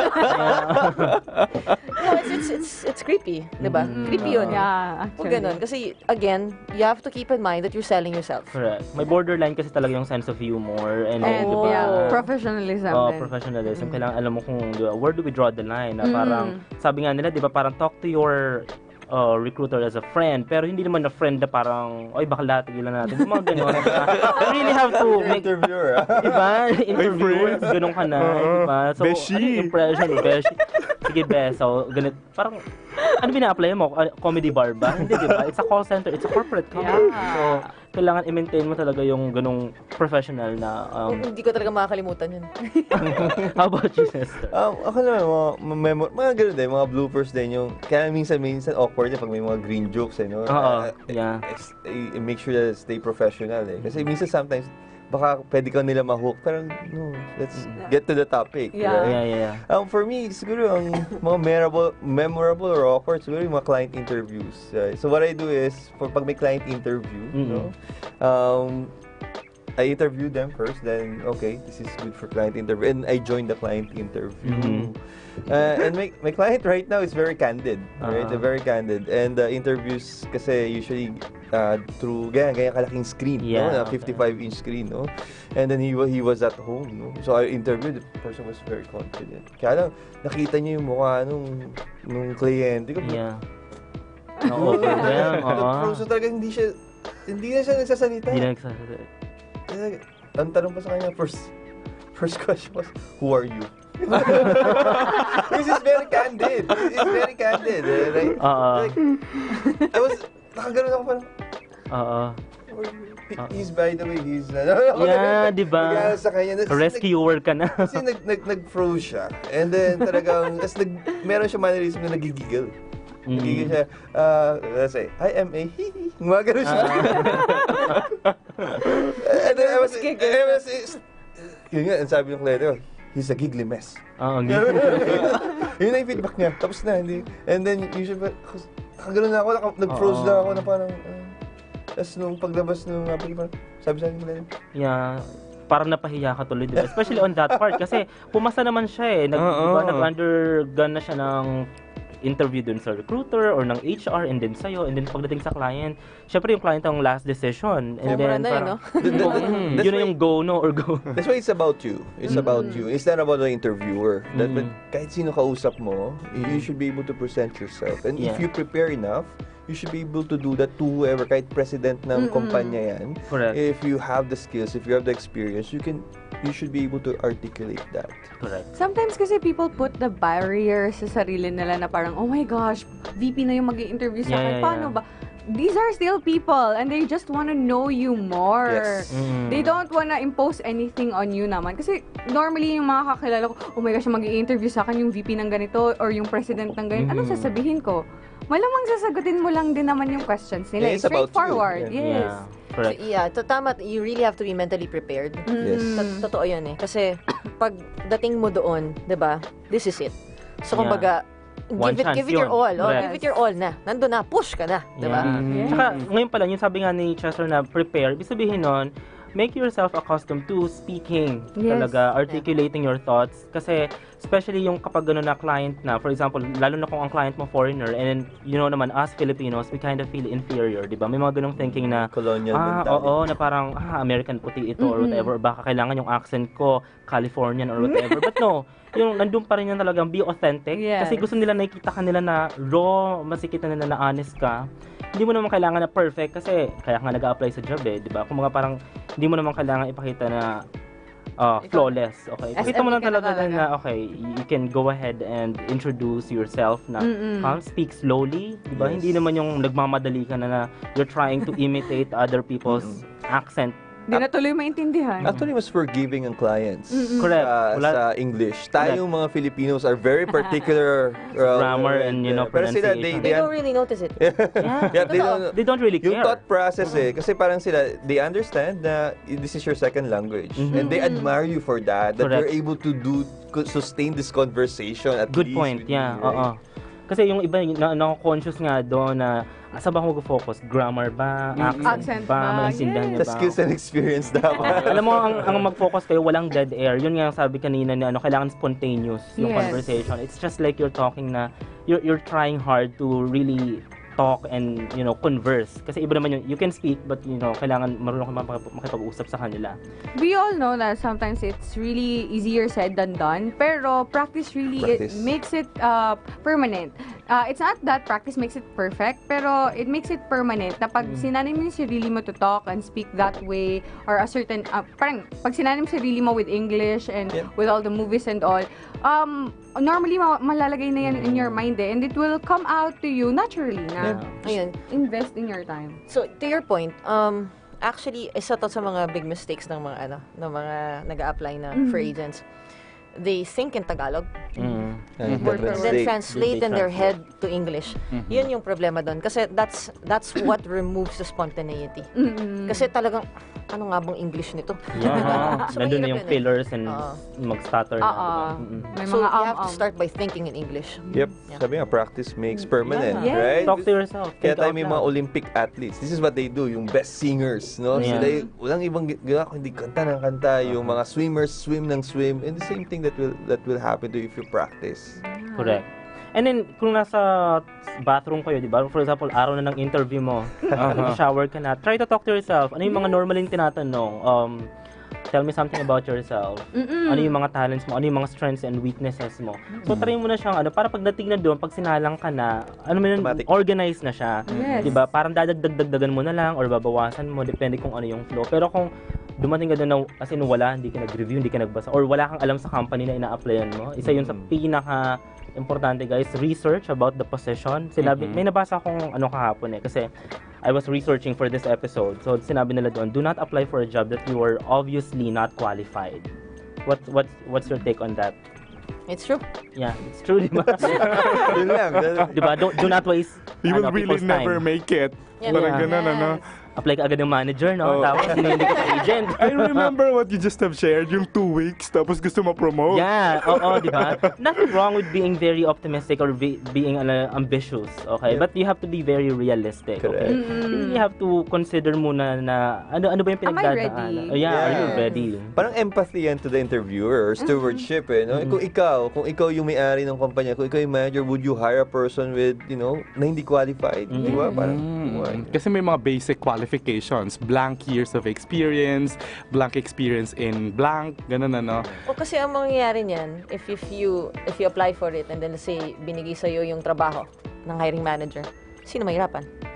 Ikaw lang din, di ba? Exactly. Correct. I'm just curious about your job kasi you're a talent acquisition director. Do you train recruiters or hiring managers or do you handle them?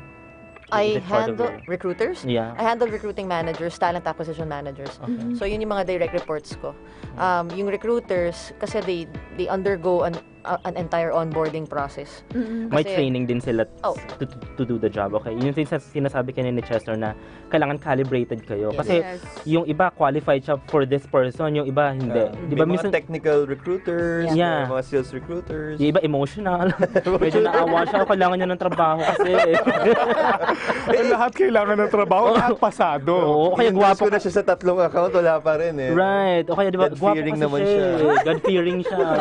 Sexy naman kasi siya. Parang, nandun ba? May bias ba talaga pag nag-i-interview ka? Especially sa physical appearance ng tao. Like, yung kanina pinag-uusapan natin yung dress code. Pag dumating siya doon na parang mukhang gusto or naka-t-shirt lang, although the interview is in the night shift, meron bang bearing yon sa points? Kino-consider nyo ba siya na parang... Actually, yung ano lang proper hygiene is very important. Correct. Yan. And actually, pag merong mga sabihin natin may pumasok, medyo may amoy, we also provide the feedback. Yeah. Sinasabi namin. Sinasabi namin. It's a holistic approach You talaga. have to be honest with them Kasi, di ba, if you want to help this person land a job, Land a job. di ba?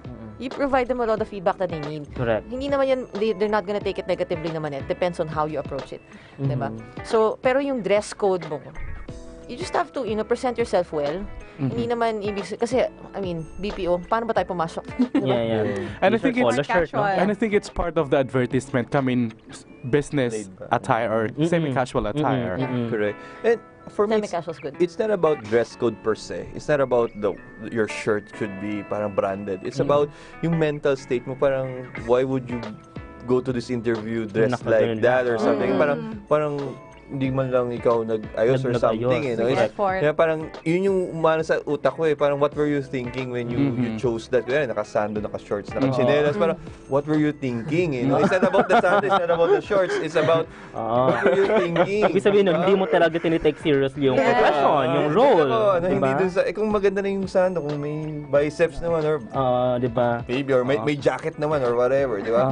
Then yun. Pero ako yung parang yung thought process behind that, Ano yung iniisip mo? what were you thinking, no? Yeah, Saka yung respect. yeah, Yes. correct. Respect. Let's talk about yung giving feedback ngayon. Sinasabi nyo kasi, di ba, pwedeng hindi siya ma-hire dun sa company na yun, but at least you can help that person na makaland ng job maybe sa iba or baka after nung fail interview na yun, di ba, i-take yung feedback mo, di ba, na positively or constructive and then mag-improve.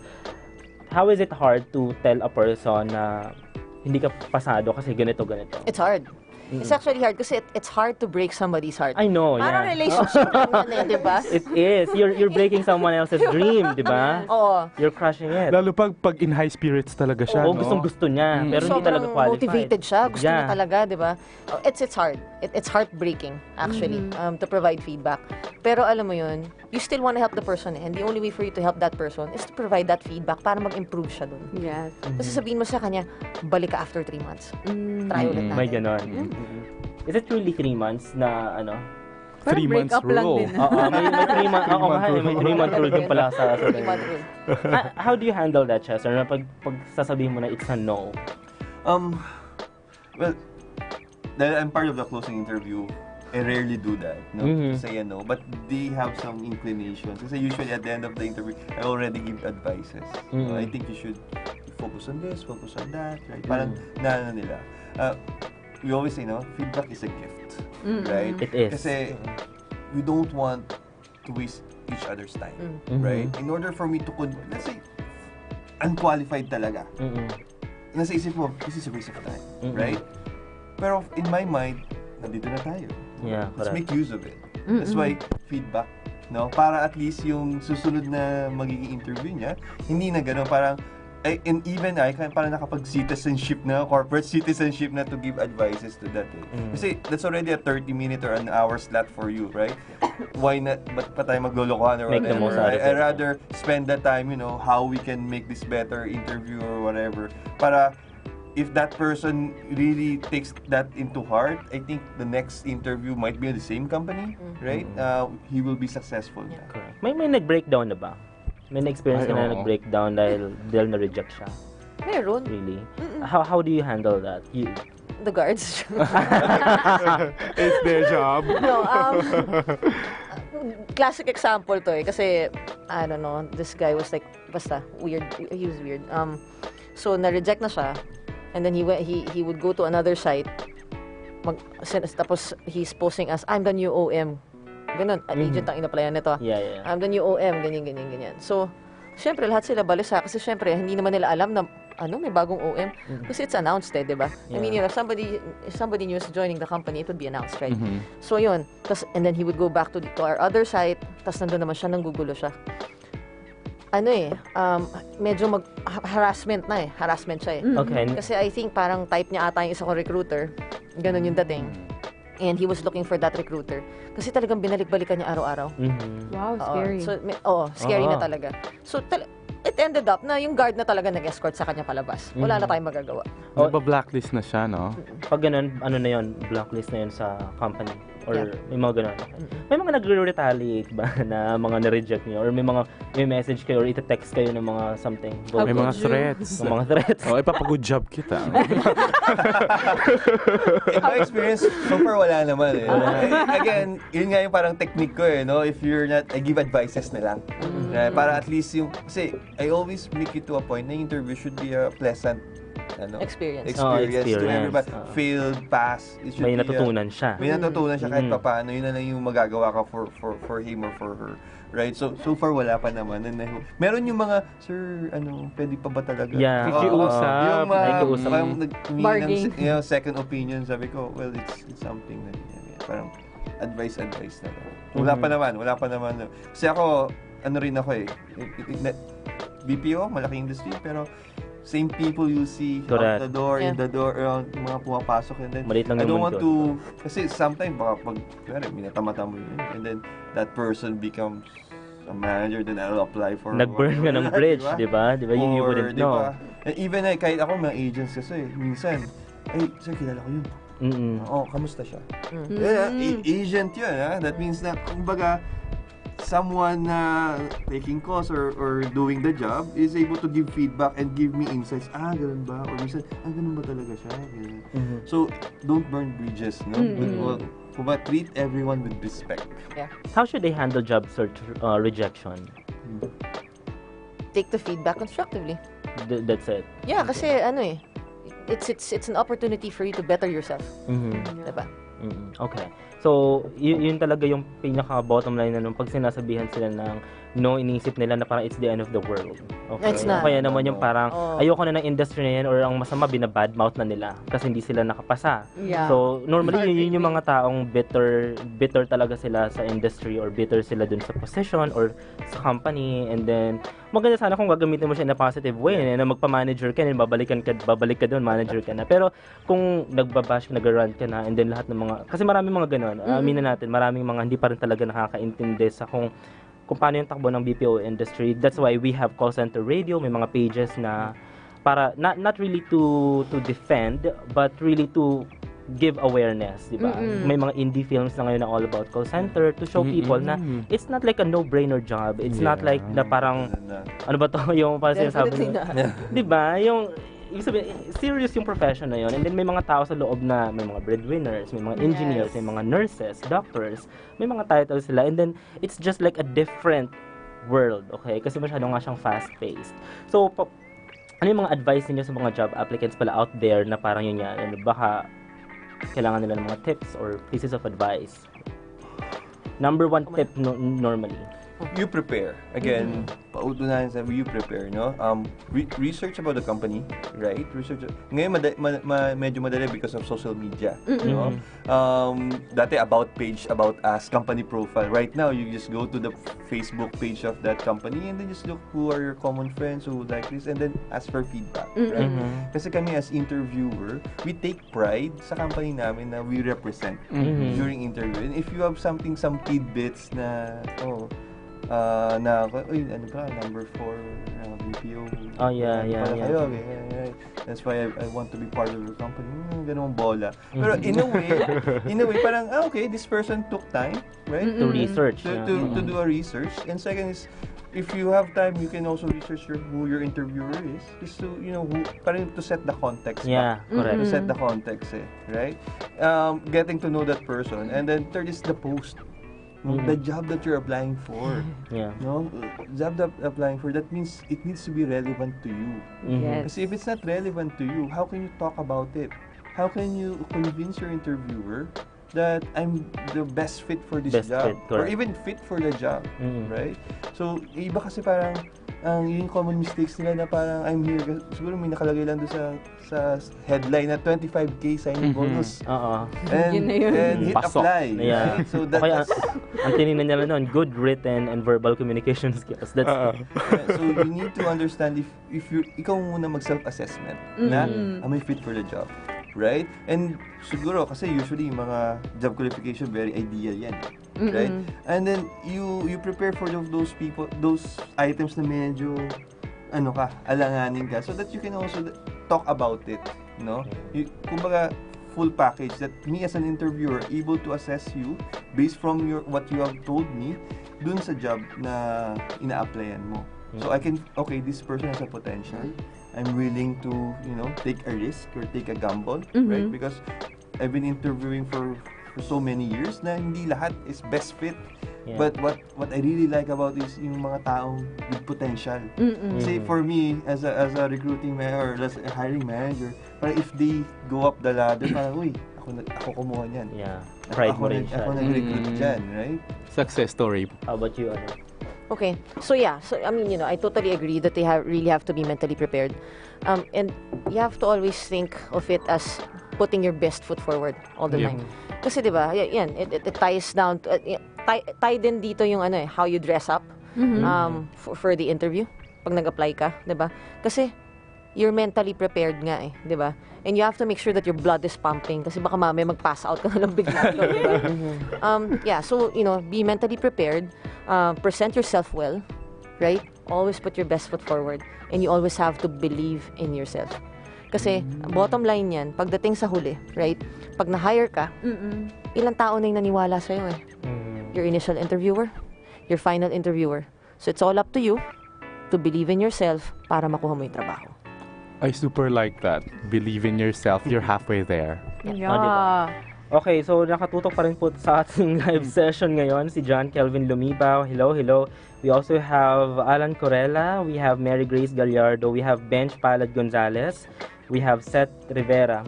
So ayan, kung may mga questions pa po kayo sa ating mga guests sa studio, just go ahead and comment on the Facebook live session ngayon. Live pa rin po kami ngayon on Facebook and on YouTube and of course on DZRJ Radio. Yes. We have a few announcements, Frank, regarding doon sa VoiceWorks. Okay. Creative Voices Productions VoiceWorks, the country's premier and most comprehensive voice acting and dubbing workshop, is opening its door to the 42nd batch of individuals who want to explore their potential. Be one of the best voice talents in the Philippines. Join VoiceWorks now. Classes start this October 7. Just visit facebook.com/Creative Voices Productions for more details. At makakasama niyo po ako dyan. So yung mga interested po mag-voice acting o kaya mga dubbing, di ba? So please sign up. So class will start next month. Diba? Yep. Exciting, kahapon na-graduation lang kami. Speaking of mga yun nga, mga workshops and mga training, gano'n, kasi di ba nag-invest yung company sa mga training workshop or whatever, ano yung mga pwedeng masasuggest nyo? For example, nag-fail sila. Ano yung mga pwede nyong, do you advise them to like, can you take this course or probably may mga ganun bang program sa company? Alam ko may binanggit si JM sa results na meron kayong program na for example, hindi siya nakapasa, you give that person a chance to undergo like a training. Wild card, yung wild card. Parang ganun. So some sort of a near higher training. So kumbaga parang almost there na nga sila. So sabihin natin, sumabit pagdating sa language. Sabihin natin, diba? So yun, so we provide those trainings naman po. So, it's a good opportunity for them, to better themselves, to improve in that perspective, diba? And pag nagana naman sila doon, we give them a chance naman, like after the training. Okay, so nice step, diba? May gusto ka bang sila? Butiin guest? I don't know. May mga gusto ba kayong i-invite pala? Yeah. Or mga announcements or anything? Okay, well, we're continuously hiring at the results company. So, promote. Yeah, so we do have several sites. So in Metro Manila, we have sites in Silver City, which is in Tiendesitas. We have a site at the corner of IPI and not IPI. So along C5 at the corner of Ortigas Avenue Extension. We have a site in Eastwood and also in Q Plaza in Cainta. And we have a couple of sites in Cebu. So in Mactan, New Town. And then we also have a site in Lipa, Batangas. So just, feel free to visit our site and look for any recruiter and they will be happy to help you. But how about yung online ninyo? Online, of course, Facebook. On Facebook, we have the Results Manila Careers. So just like our page and feel free to chat with our recruiter and, he or she will, definitely respond to you. Well, for me, I'm not from recruitment, no? Siguro, i-plug ko na rin. So, Accenture has a recruitment hub in Pioneer Mall, right? So, that's where I applied, actually. Yeah. Right? That's where there's some Victory, so other side of the Victory. So, third floor yata yun. So, we have a lot of jobs open, no? So, I encourage you to go there. Okay, yeah. So we have to take a short break po mga ka-teammates. Sa pagbabalik po natin, konting lang siguro, mga last tips na lang or last advice para sa ating mga live viewers and of course sa mga listeners. So time check in the Philippines, 7:49 a.m. Stay with us.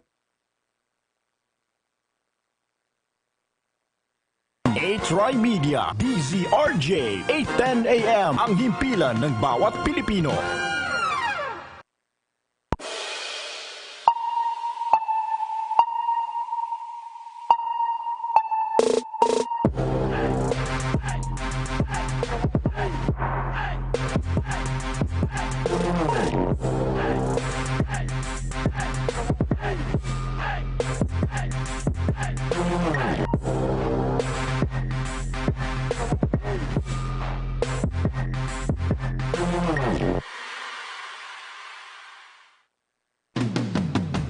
Makibahagi sa bawat talakayan, ihayag ang inyong reaksyon sa mga programa ng TriMedia sa aming mga social media accounts. TriMedia-TV sa Facebook, TriMedia DZRJ 810 sa Twitter, at TriMedia sa Instagram. Makiisa sa bawat programa ng TriMedia sa social media, ang himpilan ng bawat Pilipino. Uy, si Miss, unang tingin pa lang, puti na. Kinis pa. Nag-Myra Vita White Hand and Body Lotion kasi. May vitamin E beads and natural plant extracts that help nourish skin deep inside for a healthy white glow. Puti at kinis, hanggang malapitan. Yala na. Healthy white glow sa Myra Vita White Lotion. Yan ang alagang holistic by Myra. Trusted quality healthcare. Unilab yan.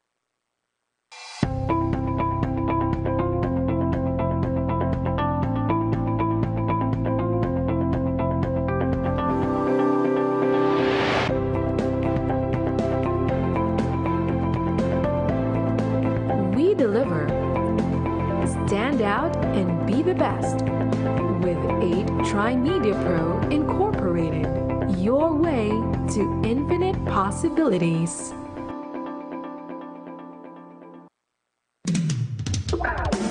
makibahagi at matuto tungkol sa Pinoy pop culture, maging sa larangan ng modeling, beauty pageantry, photography at marami pang iba sa lahat ng aspeto ng buhay. Dito sa Litrato Philippines, ihahatid sa inyo ang tila larawang storya ng kagandahan ng Pilipinas. Tuwing linggo, alas 3:30 hanggang alas 4:30 ng hapon. Litrato Philippines, dito lamang sa DZRJ, 8:10 AM. Hatid sa inyo ng TriMedia, ang himpilan ng bawat Pilipino. TriMedia, ang himpilan ng bawat Pilipino. Action Lady Kay Dacer sa DZRJ, 8:10 AM, TriMedia Broadcasting Network. Ito ang himpilan ng bawat Pilipino. TriMedia, DZRJ, 8:10 AM. TriMedia, DZRJ, ang himpilan ng bawat Pilipino.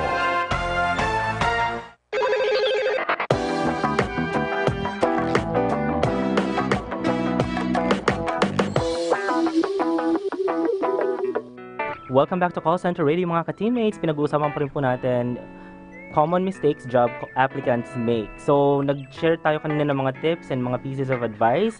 So, again, nagbago na po ang time slot ng Call Center Radio. So, maraming salamat po sa TriMedia and of course sa DZRJ and our founder and producer, walang iba kundi ang voice master of the Philippines, Sir Pocholo de Leon Gonzalez. Yeah, so, Sir Choi, good morning. Napapakinggan niyo po kami mula alas 6 hanggang alas 8 ng umaga every Sunday. So, kung may mga topics po kayo mga gustong i-suggest, mga gustong mag-guest, please join the Call Center Radio Network. Yep, and we want to congratulate our producer, Sir Choi nga, for his book for being nominated as one of the finalists for the 36th National Book Awards. Perfect. So if you haven't, kung wala ka pa nung book niya, ito po ay ang book na ang title ay Gusto Kong Maging Voice Talent by Pocholo de Leon Gonzalez. Kasama niya sa category na yan. Sa ibang category actually, yung taga-SciComm si Macron ito man daw, yung naging guest natin dito. Author siya nung taga-call center ako. So yung book niya na yon, kasama rin, finalist din siya. So congratulations Macron, well-deserved. Kasi at least, di ba, isa yung another platform yun na maraming mag-share ng mga tips about life in a call center. Yes. So, I-like nyo pong ang aming official page, Call Center Radio PH on Facebook. My personal page is MA Bundia HD, and please subscribe to my YouTube channel, MA Bundia HD. I usually upload the snippets ng episode na to and the entire episode dun sa aking channel. So, may mga gusto kayo i-plug? Yeah. How about you? Let's mga have personal greetings. Mga gusto kayong batiin. Family, friends. Well, I have Pasok kayo, two sige. in the booth now. Hey! Hello kayo. With us. Dito po. Yan, nandito kayo. Hi kayo. Say hi. Say hi. Hello. Hello! Ayun, baka gusto nyo mag-audience dito sa amin, just let us know. Yes. So, Chester. Like, want to greet my wife, Your si wife. Amy, saka yung ever-supportive sisters niya. So, they're They're watching. si Yai, saka si Angge, right? And also my teammates, no, sa office, sila Mimo, I saw Frandy, Nakita ko, Alan, sila Aubrey. So, hello sa inyo guys. The G-Network family. Hindi namin pwedeng sabihin nyo kung anong client. Pero alam nyo kung sino kayo. Go ahead. Yeah, as always, you can like my personal page. It's Tanya Sempron, and I have the Ratch online shop for all those cosmetic stuff. And ano pa ba? Yun lang naman so far. You can also go ahead and like my official Facebook page. That's host Frank Rizzo. For your professional hosting needs, you can definitely contact me. Perfect. Diba? And then next week, tumuto po kayo kasi isa tong controversial na episode. Kasi magiging guest namin si Sian Gaza. You know, Sian Gaza, kung familiar kayo. And then we have siya na author siya ng book na Is It Time to Quit Your Job? Kasi pag-usapan natin how to properly leave the company. Okay, when is it time to leave or resign? Okay, very interesting topic po next week. Again, our time slot is gonna be from 6 a.m. till 8 a.m. Sunday. So again, isang oras naman po ng inspiration. Dalawang oras. Okay, baguhin ko na ang aking script. Okay, 2 oras naman po ng inspiration, motivation, and empowerment ang nagdaan dito sa Call Center Radio. And muli sa pamumuno po ng aming founder and producer, walang iba kundi ang voice master, ang poging-poging Sir Pocholo de Leon Gonzalez. Makikita kami mamaya sa ABS-CBN. So kami po ang inyong mga ka-teammates sa BPO. I am your call center vlogger, M.A. Buendia. And I am your engineer BPO teammate, Tanya Sampron. And I am your events host ka-teammate, by the terrific host, Frank Rizzo. Stay tuned po kasi ang The Author's Voice will be coming right after. Yeah. So, thank you mga ka-teammates. See you Lag next out week. na. Bye. Lag out. Bye-bye! It's here, the only radio talk show made specially for all workers of the call center industry. Call Center Radio. It aims to become a platform for conversation about anything related to the call center industry. We'll have different guests every week to discuss some tips, advices, and share inspiring stories of BPO employees. Call Center Radio. Call Center Radio. Hosted by N.A. Buendia, Frank Rizzo, and Tanya Sebron. Every Sunday, 7 to 8 a.m. Only here at DZRJ, 8:10 a.m. TriMedia, ang himpilan ng bawat Pilipino. TriMedia, DZRJ, ang himpilan ng bawat Pilipino. Ating alamin at unawain